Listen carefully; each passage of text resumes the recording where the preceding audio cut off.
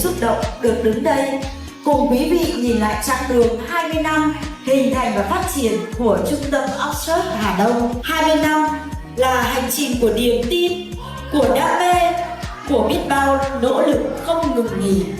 Từ những lớp học nhỏ bé ban đầu đến hôm nay, Oxford Hà Đông đã trở thành địa chỉ uy tín đầu ngành, cùng hàng ngàn học viên chinh phục tiếng Anh và mở ra nhiều cơ hội mới trong công việc và học tập.